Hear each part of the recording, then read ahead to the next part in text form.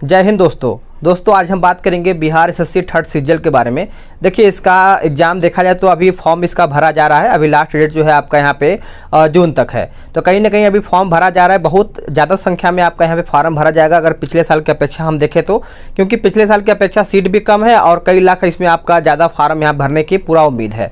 तो आप सभी लोग को थोड़ा सा बुक को ध्यान में रखना पड़ेगा। कौन सा हम बुक को ध्यान में रख करके, ज़्यादा आपको बुक नहीं पढ़ना है, 3 से 4 या फिर 2 से 3 आपको बुक पढ़ना है और उसी बुक से आपका यहाँ पे सिलेक्शन भी हो जाएगा। और आप सभी लोग को याद रखना है कि इस वाले जो आपका एग्जाम होने वाला है, यानी जो ये भर्ती निकला है, इसमें बहुत ज़्यादा कंपटीशन आपका होने वाला है। यानी बहुत अच्छा लोग इस फॉर्म को भरेगा और कहीं ना कहीं वो कोशिश करेंगे कि हमारा ये निकाल पाए। क्योंकि तो बहुत लोग ऐसे होते हैं जैसे आपका बीपीएससी का तैयारी कर रहे हैं, यूपीएससी का तैयारी कर रहे हैं, तो वो लोग भी ये फॉर्म को भरेंगे और कोशिश करेंगे कि हमारा ये जॉब निकल पाए। तो आपको देखिए थोड़ा सा बुक को फॉलो करना पड़ेगा, बेहतर बुक को, और थोड़ा सा आपको जो पढ़ने का स्टडी है, जो आपका टाइमिंग है, उसको बढ़ाना पड़ेगा। क्योंकि 8 से 9 घंटा अगर आप नहीं पढ़ेंगे तो आप सब लोग याद रखेंगे कि ये फॉर्म नहीं निकाल पाएंगे, क्योंकि इसमें बहुत ज़्यादा कंपटीशन है और आपका यहाँ पे सीटों की जो संख्या है बहुत ही कम है। तो सबसे पहले हम सभी लोग जान लेते हैं कि आखिर इसका प्रश्न कितना आएगा। मैंने वैसे तो देखा जाए तो आपका ऑलरेडी जो है प्रैक्टिस सेट मैंने स्टार्ट कर दिया है, जो कि प्लेटफार्म प्रकाशन का, ठीक है। देखिए इसमें हम अगर बात करेंगे तो टोटल आपका यहाँ पे 150 प्रश्न आता है। आपको देखिए अगर लाइट वेट हल्का फुल्का दिख रहा होगा तो इसको आप अच्छे से देख लीजिएगा। 150 क्वेश्चन आपको यहाँ पे देखने को मिलता है। और 150 क्वेश्चन की अगर हम बात करेंगे तो आप यहाँ पे देख पा रहे होंगे 150 क्वेश्चन, और जो कि एक क्वेश्चन जो होता है 4 नंबर का होता है, यानी एक क्वेश्चन आपका 4 मार्क्स देखने को मिलेगा। और टोटल की अगर हम बात करेंगे तो आपका यहाँ पे 600 नंबर का आपका एक पेपर होता है, जो कि आपका इसका पीटी होता है, ठीक है। और इसमें आपका सबसे पहले आपको याद रखना पड़ेगा कि निगेटिव कितना, क्योंकि अगर आप निगेटिव जानेंगे तो कहीं ना कहीं आपको बेहतर होगा और उसी के हिसाब से अपना आप पेपर और प्रैक्टिस सेट बेहतर कर पाएंगे। इसमें आपका 0.25 आपका यहाँ पे निगेटिव है, यानी अगर आप इतना गलत करते हैं तो आपका यहाँ पे एक सही गलत जो है आपका यहाँ पे कट जाएगा, ठीक है। इस तरीके से आपका यहाँ पे यानी 4 अगर आप गलत करते हैं, 4 प्रश्न अगर आप गलत कर देते हैं, अब यहाँ पे 1 नंबर यहाँ पे देखिए पूरा साफ साफ लिखा गया है कि 1 गलत करने के लिए आपका वो 1 नंबर कटेगा। तो इस प्रकार से आपका यहाँ पे दिया हुआ है। अब सबसे पहले आपको यहाँ पे दिमाग में ये जानना है कि हमारा सिलेबस क्या है, क्योंकि सिलेबस बहुत ज़्यादा इंपॉर्टेंट होता है अपना एग्जाम निकालने के लिए। तो इसमें देखिए आपका यहाँ पे जीके जीएस पूछा जाएगा, इसमें 150 में से रीजनिंग पूछा जाएगा, गणित प्रश्न पूछा जाएगा और आपका यहाँ पे विज्ञान का प्रश्न पूछा जाएगा। और इसमें से अगर हम बात करेंगे कितना कितना प्रश्न आएगा, ये भी हमको जानना जरूरी हो जाता है। तो अगर हम बात करेंगे जीके जीएस का, तो देखिए जीके में आपका यहाँ पे 50 प्रश्न आएगा, जो कि 150 में से बहुत ही ज़्यादा आपका भूमिका निभाएगा वो आपका जीके का। आपको जीके पे कमांड अच्छा खासा बनाना पड़ेगा, तभी आप यहाँ पे जीके निकाल पाएंगे। और वही बात करेंगे मैथ एंड साइंस का। देखिए मैथ और साइंस दोनों मिलाकर के आपको यहाँ पे 50 क्वेश्चन देखने को मिलेगा, आप यहाँ पे देख पा रहे होंगे।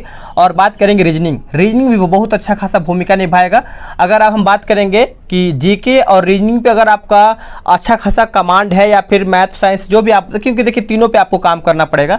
ये नहीं कि हम जीके रीजनिंग काम कर जाएं और मैथ साइंस नहीं, आपको तीनों पे जब तक काम नहीं करेंगे, तीनों में अच्छा स्कोर नहीं लाएंगे, तब तक आपका यहाँ पे सिलेक्शन नहीं हो पाएगा।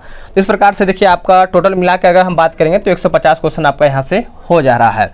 अब आपके दिमाग में ये होगा कि हमको इसको सॉल्व करने में कितना समय मिलेगा एग्जाम में।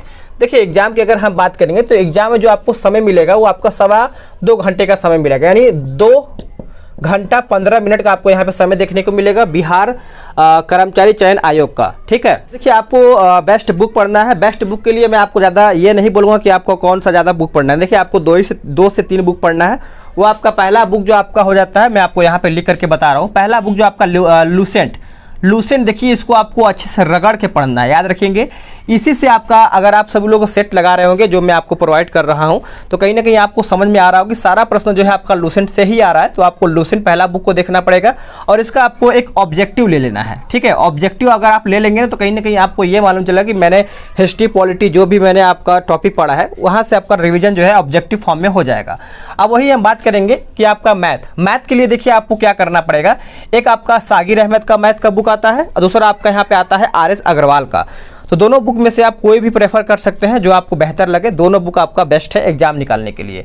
अब रीजनिंग का देखिए, रीजनिंग आपके पास कोई भी बुक निकाल सकते हैं। जैसे आपका एक आता है किरण का रीजनिंग आता है, लूसेंट का भी रीजनिंग आता है, उसके बाद आपका यहाँ पे अरिहंत का भी रीजनिंग, मतलब बहुत सारा रीजनिंग का बुक आता है। सभी आपका सिस्टम सभी एक ही होता है, बस आपको एक बार समझ लेते हैं तो आप रीजनिंग आराम से बना पाएंगे।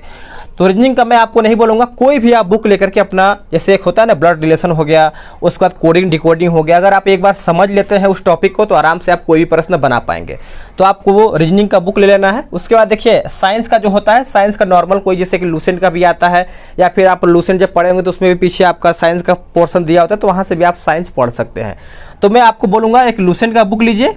उसके बाद आपका मैथ का जो होता है सागिर अहमद का बुक ले लीजिए। तीसरा आपका यहाँ पे जो आपका रीजनिंग का है किरण का या फिर अरिहंत का, कोई भी मास्टर रीजनिंग लेके आप पढ़ाई कर सकते हैं। तो बस आपको एक प्रैक्टिस सेट, क्योंकि एक प्रैक्टिस सेट भी आपको बहुत ज़्यादा जरूरी हो जाता है, क्योंकि अगर आप इतना पढ़ेंगे तो डेली बेस पे जब आप एक प्रैक्टिस सेट लगाएंगे तो आप देखेंगे कि हमारा कौन कौन सा क्वेश्चन गलत हो रहा है, मेरा कौन सा वीक पॉइंट है, मेरा मैथ गलत हो रहा है कि मेरा रीजनिंग गलत हो रहा है, या फिर मैं जीके में ज़्यादा स्कोर नहीं कर पा रहा हूँ। इस तरीके से अगर आप प्रैक्टिस सेट लगाएंगे एक ठो डेली, तो आपको मालूम चलेगा कि मेरा 150 में से कितना प्रश्न सही हो रहा है। उसको हम डेली बेस पे सुधार करेंगे, और सुधार करेंगे तो हमारा स्कोर अच्छा आएगा, और जब स्कोर अच्छा आएगा तो हम एग्जाम में अच्छा से अच्छा प्रदर्शन करेंगे और मेरा अच्छे तरीके से चयन भी हो जाएगा। तो इस प्रकार से आपको डेली बेस पे एक प्रैक्टिस सेट लगाना है। मैं आपको डेली बेस पे प्रोवाइड भी करा रहा हूँ। एक बिहार यहाँ पे जो आपका लिखा गया है बिहार कर्मचारी चयन आयोग का जो आपका BSSC, तो आप सभी लोग एक प्रैक्टिस सेट डेली बेस पे लगाइए, चाहे आप पढ़ें चाहे न पढ़ें। अगर आप इतना बुक नहीं पढ़ते हैं तो अगर आप प्रैक्टिस सेट भी लगाते हैं तो आपका 50% जो तैयारी है वो आपका प्रैक्टिस सेट से ही हो जाता है। तो आपको इतना बुक फॉलो करना है। उसके जो अगला वीडियो में लेकर के आऊँगा वो आपका कटअप का वीडियो लेकर के आऊँगा कि आखिर पिछले जो आपका बिहार कर्मचारी यानी BSSC थर्ड सीजीएल का जो एग्ज़ाम हुआ था, कितना फार्म भरा गया था, उसमें कितना कटअप गया था, और इस बार कितना फार्म भरा जाएगा, और इसका जो कटअप जाने वाला है कितना है, आपको उस कटअप को देख करके आपको कितना मेहनत करना चाहिए, मैं सारा वीडियो लेकर के आऊँगा बहुत ही जल्द। तो वीडियो कैसा लगा है आप कमेंट करके बताइएगा। अगर आपको लग रहा है कि कोई भी पॉइंट छूट गया है या फिर आप समझ नहीं पाए हैं तो आप कमेंट करके बताइएगा। मैं पूरा कोशिश करूँगा कि आपको उस कमेंट के माध्यम से पूरा चीज़ें क्लियर कर दूँ। मिलते हैं एक नए वीडियो में, आज के लिए इतना ही। जय हिंद, वंदे मातरम।